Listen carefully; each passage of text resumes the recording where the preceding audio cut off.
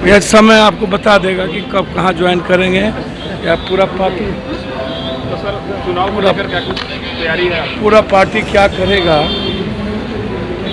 निर्णय पार्टी लेगी। उपचुनाव कल से उपचुनाव में हमारी पार्टी पूरी चुनाव में लगी हुई है और पूरा का पूरा ताकत उपचुनाव में कांग्रेस उम्मीदवार को जिताने के लिए हम लोग लगेंगे। नमस्कार, स्वागत है आपका दंडे टॉप में। मैं हूं आपके साथ विशाल यादव।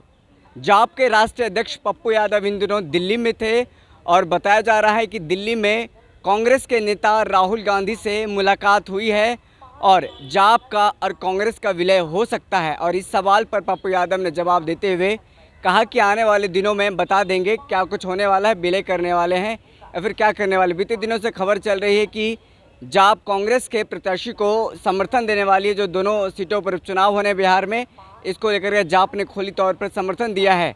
हालांकि अभी पूरा ये बात सामने निकल करके नहीं आया है कि जाप का कांग्रेस में विलय होना है, आने वाले दिनों में पता चलेगा। लेकिन अब इसको लेकर सियासत भी गर्म हो रही है। क्या कांग्रेस के साथ विलय हो जाएगा, बड़ा सवाल उठ रहा है। वहीं पप्पू यादव ने भक्तचरण दास को, जो लालू यादव ने कहा था उपचुनाव, इसको लेकर के भी उन्होंने बयान दिया है। सबसे पहले उनका बयान सुनिए और क्या कुछ तमाम जो उपचुनाव सीट दोनों पर चुनाव होने हैं बिहार में, दो चुनाव सीटों पर किस तरह से जीत हासिल करेंगे और कांग्रेस प्रत्याशी को समर्थन कर रहे हैं और क्या कुछ सबसे पहले उन्होंने कहा, ये सुनिए। मुझे दिल्ली से आए हैं, राहुल गांधी से मुलाकात हुई है, क्या कांग्रेस में विलय करने वाले हैं? कहाँ फेर में रहते हैं, यह समय आपको बता देगा कि कब कहाँ ज्वाइन करेंगे या पूरा पार्टी। तो सर चुनाव को लेकर क्या कुछ तैयारी है? पूरा पार्टी क्या करेगा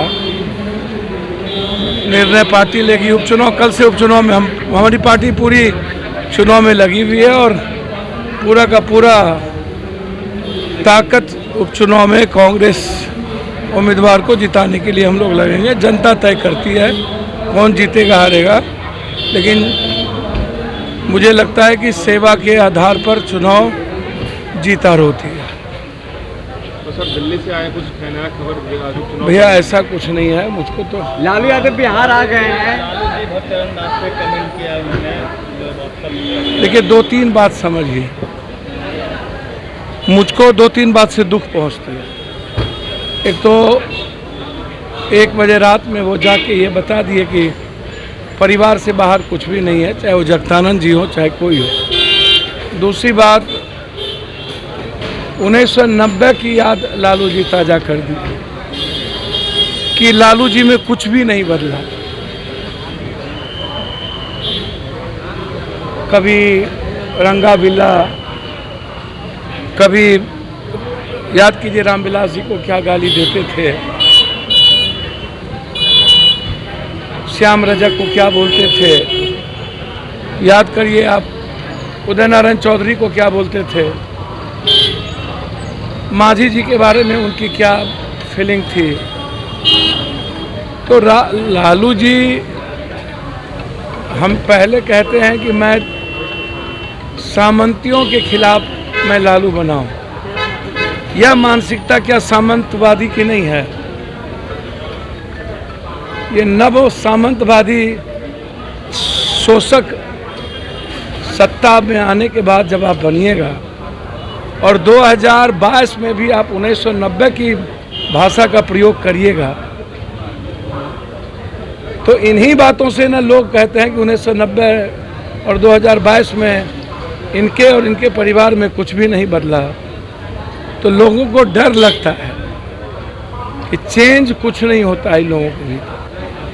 तो इसलिए मुझको लगता है कि भाषा की मर्यादाएं कभी खत्म नहीं होनी चाहिए। वो बहुत बड़े दलित लीडर रहे हैं और हमेशा वो डरे नहीं हैं भक्तचरण दास जी कभी, और ना डरेंगे। उन्होंने एक बात स्पष्ट कह दी है कि कंप्लीट रूप से विपक्ष का नेता बीजेपी से मिले हुए हैं, तो उसमें कोई बहस नहीं है, वो सच है। ईडी भी इसके लिए साबित है, 1.5 साल से नहीं पूछना यह भी साबित करता है।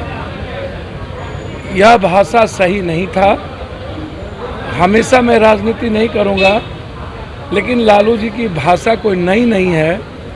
शुरू से ही किसी भी नेता और व्यक्ति के प्रति, समाज के प्रति उनका भाषा मर्यादित नहीं रहा। इसलिए नव सामंतवादी न बने। देखिए, मैं उनको बधाई देता हूं, उनके मुंह में घी शक्कर। वो अब मुझको लगता है कि लालू जी नहीं बोलते हैं।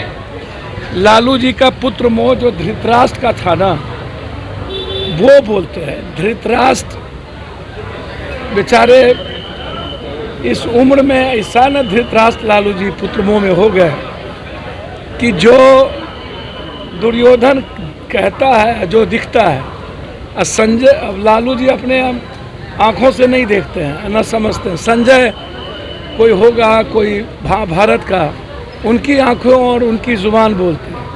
तो वो लालू जी समझें कौन जीतेंगे।